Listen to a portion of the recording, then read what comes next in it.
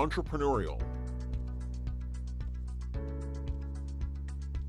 leadership,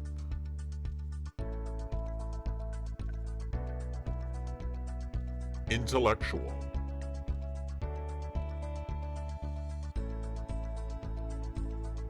This is the Cultural Connections Podcast.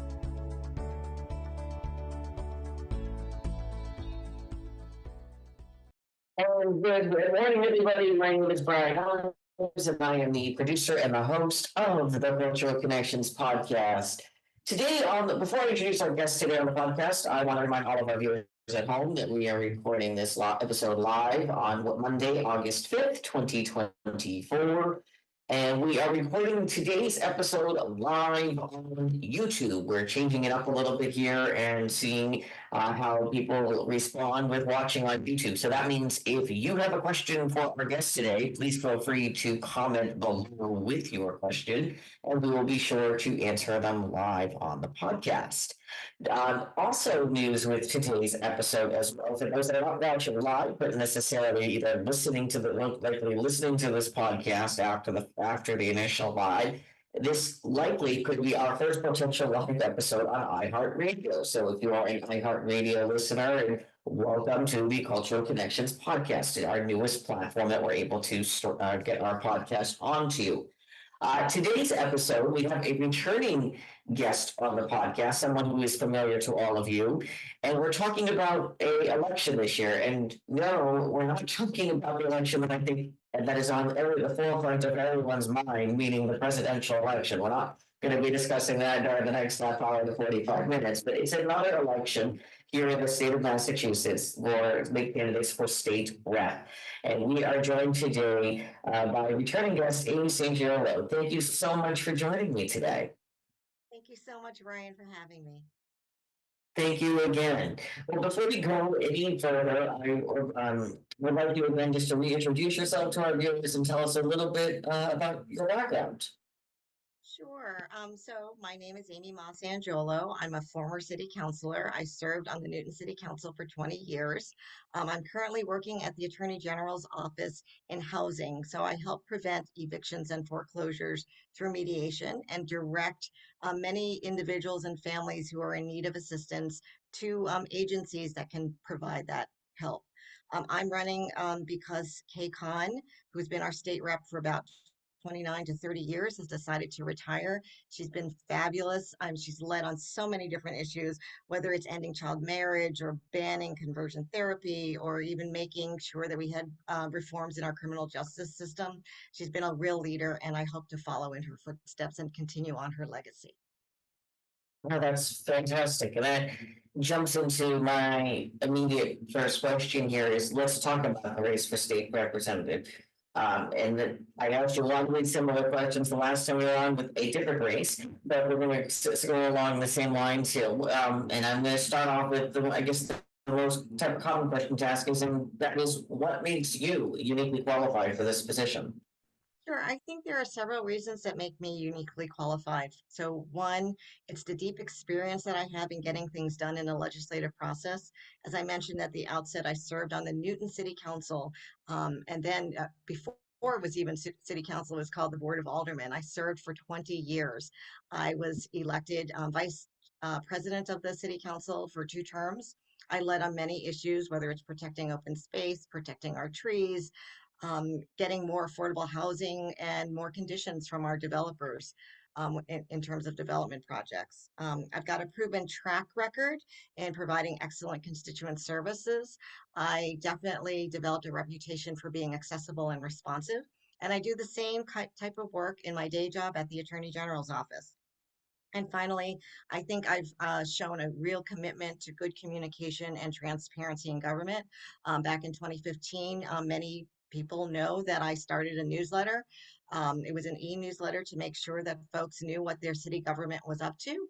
And that eventually led to co-founding Fig City News, which has become a widely read news source for the city.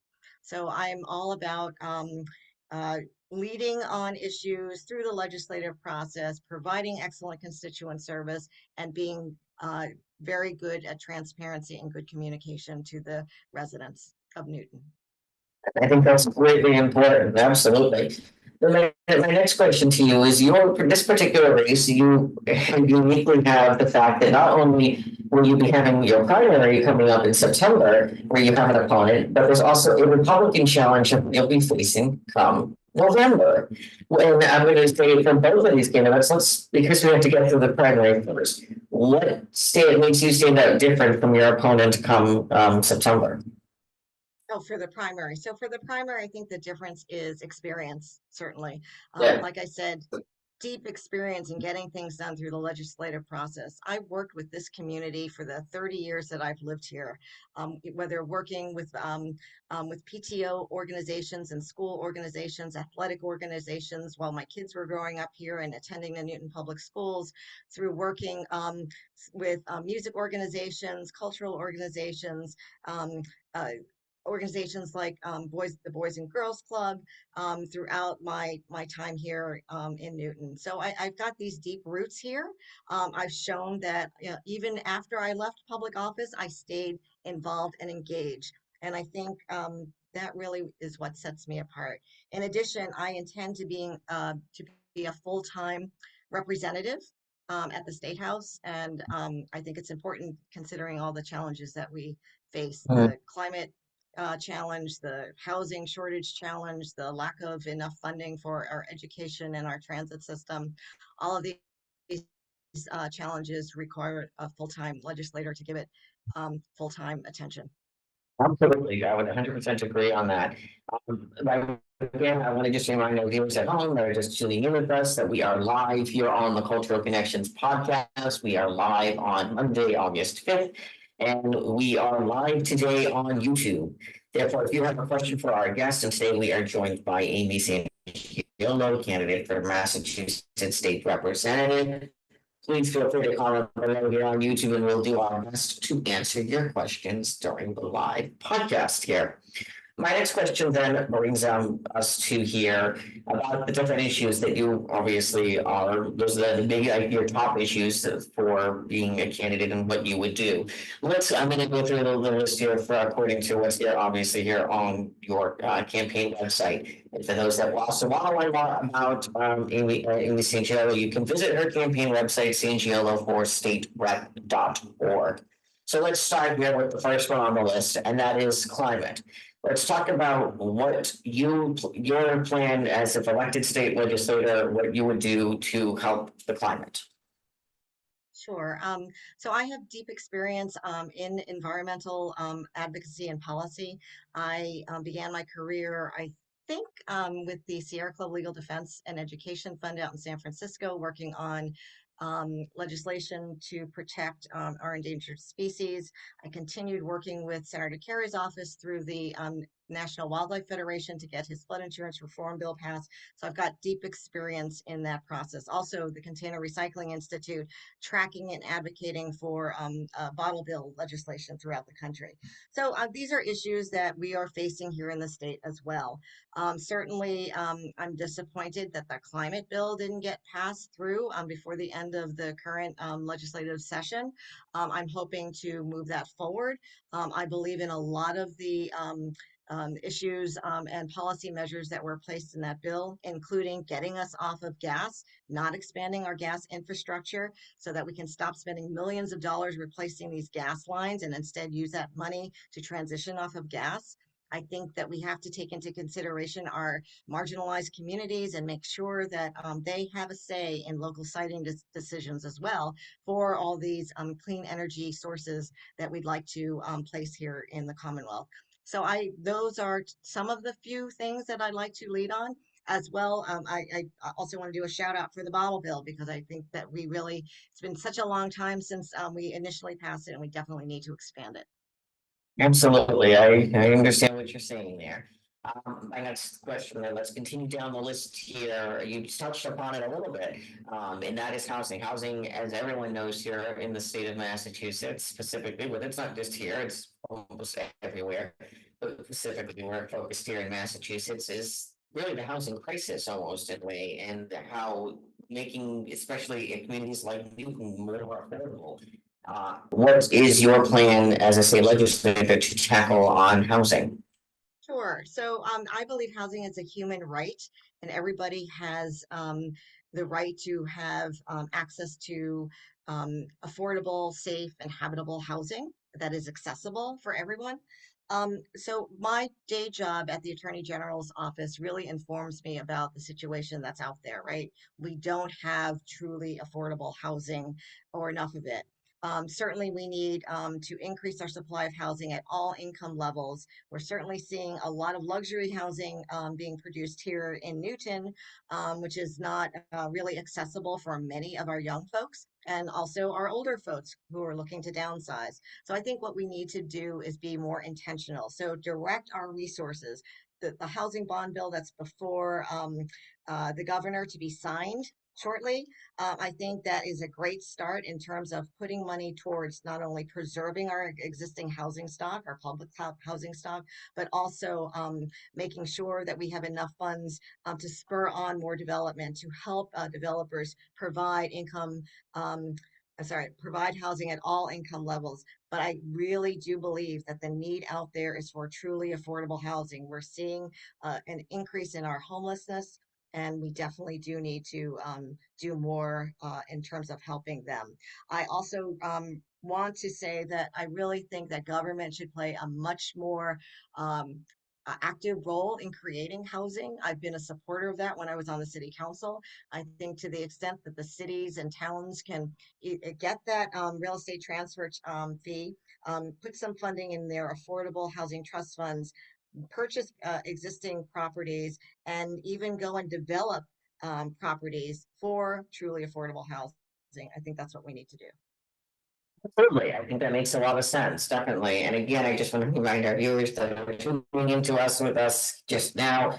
We are live here on the Cultural Connections podcast. It is Monday, August 5th, 2024. And we have our returning guest, Amy Sangiolo, candidate for state representative with us. So if you have a question and you're watching live here on YouTube with us, please feel free to comment below. We're monitoring the YouTube feed when we're live, and we will be glad to ask your questions live during the podcast. My next thing then here is that your next issue here you have listed is public transportation. And here in the great state of Massachusetts, anyone who knows anything about the public transportation system here in Massachusetts, it's that it's usually it usually is a daily headline on the news about something that went wrong with the green line, the blue line, the red line. There's always something that seems to go wrong every single day, and maybe one of these days we'll finally get the system working like a normal transit system. Is that possible? And what would be your priorities of fixing our public transportation system here in the state? Right. I do think it's possible. I think it'll take a long time. I think our Phil Ang has certainly been making improvements for all the lines to try to get rid of some of these slow zones and to improve them. I think I want to carry on KCON's tradition and her advocacy fighting for accessible commuter rail stations so that we can increase ridership. I think if they're not accessible, you can't get people riding them. You need them to be more frequent, and you need them to be more reliable. Putting funding into a system without oversight, I think, is also an issue that I'd like to look at. I want to make sure that the funds are directed to, again, making these types of improvements. It might take a big overhaul of the system, but we're going to have to do it. I think also tied in with that is when we're looking at like expansion of our roadways or redoing our roadways, like the I-90 Alston project. I think it's a real mistake to continue to have 12 lanes of highway, not have an express bus lane. I think we should have that. I think we should reduce the lanes if we're going to redo that highway system so that we encourage people to get on public transit. But that's a hard sell, right? Unless you have good public transit, it's hard to tell people, well, we're going to limit your ability to get in. We're going to make it harder. No, I don't want to do that. I really want both. I want to get people more on public transit as possible so that we can help curb pollution, so we can, get people safely and affordably in and out of their workplaces.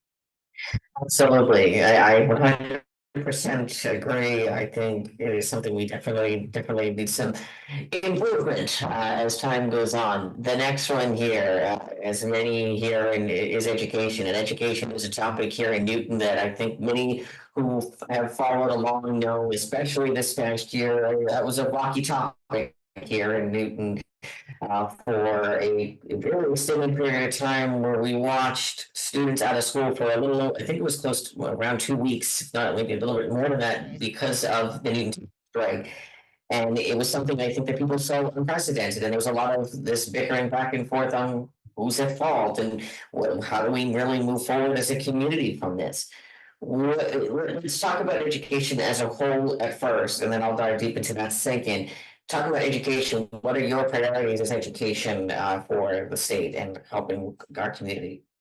Sure. I mean, if anything, COVID really showed the disparities and really highlighted the need that our students have in terms of more resources available, not just for academic, but also for social emotional learning, as well as mental health supports. And I believe that that's what our teachers were fighting for. It wasn't just about wages, but it was about getting the resources needed for the kids that they work with every single day, right?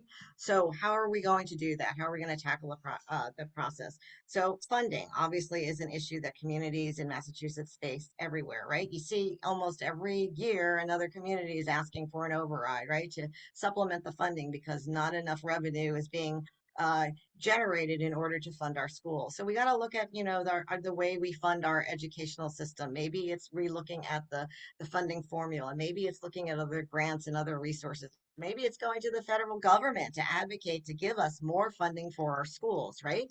Communities all believe that education is a priority, but how we do it, how we fund it is really critical. And to the extent that I can be there to advocate not only for the teachers, but also for the children who really do need the resources, I will do that. And I will be a real partner for the cities and towns who struggle to get those revenues. Absolutely, and I think that's great to hear that. I think then I touch upon the second part here as in which I began with, and that was about the fact that Newton was rocked by a teacher strike that really lost a lot of confidence in our elected officials because of what had happened. And it was unprecedented. There was a lot of blame on both sides, a lot of people really not sure people who once thought of the Newton Public Schools as the greatest one of the greatest school systems around, starting to think, is this really the greatest school system around, considering everything that's going on? And how do we make sure that something like this doesn't happen again, where students are taken out of school for an extended period of time because the teachers union and the city cannot reach an agreement on a contract? Sure. Well, you know that I ran for mayor a few years Yes. ago, and I saw that the city was about to face some really tight financial difficulties, right? We did have a lot of free cash and other one-time spending that was available. I can't be like the what is it called, armchair quarterback, and say that things would be different, but I can say that we need to avoid situations like that, right? We need to make sure that everything is on the table, that everybody negotiates fairly in good faith to avoid any future type of striking situation, right? Everybody is in favor of getting more resources to our teachers and to our students. It's a question of what the city's ability and what the city's priorities are. Absolutely. I couldn't agree further on that. And again, I just want to remind people tuning in, if you are just watching right now, we are live here on the Cultural Connections podcast. It's Monday, August 5th, 2024, and we are live here on YouTube with Amy Sangiolo, candidate for state representative. So my next question, we're going down the list here of the issues that are listed here on your website, your campaign website, and the next one is, I believe, I'm going to go back to the website here if I can, is building a strong economy.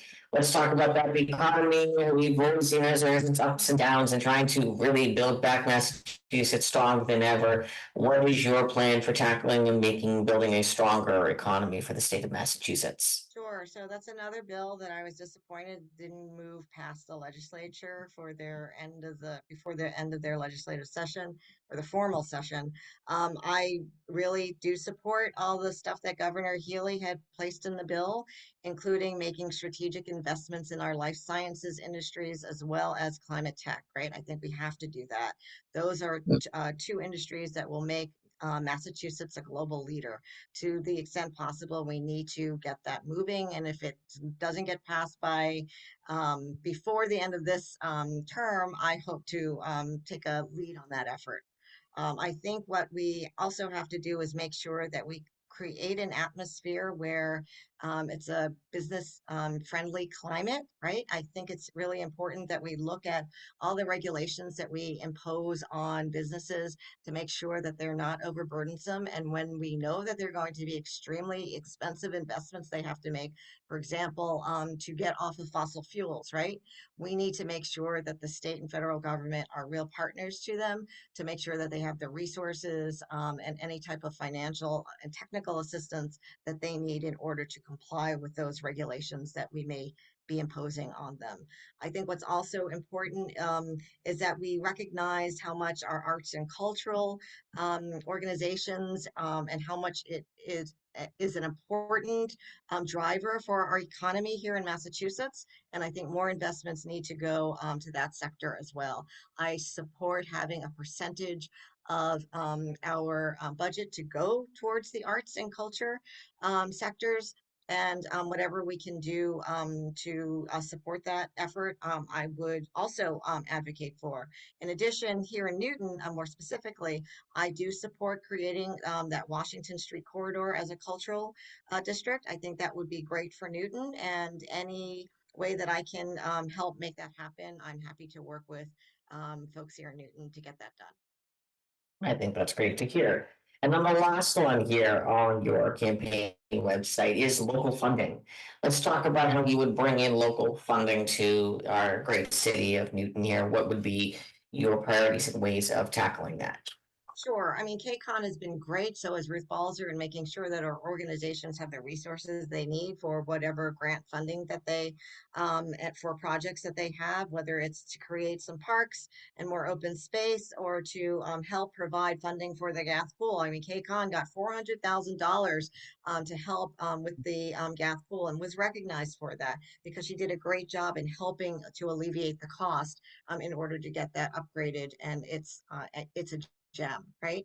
So I would, because I have more than 30 years of, or about 30 years of experience working with organizations, for profit and nonprofit here in Newton, I believe that I have that connection to understand and work with them to find out what their needs are to ensure that we advocate and see what grant funding or earmarks we can get from the legislature to fund those projects here in Newton. I think that's great. I think that's also very important. My next question then to you is along the lines is let's say for all intents and purposes you are elected and on day one, what would you say would be your most top priority issue of all of these issues and how would you go about tackling that issue on day one?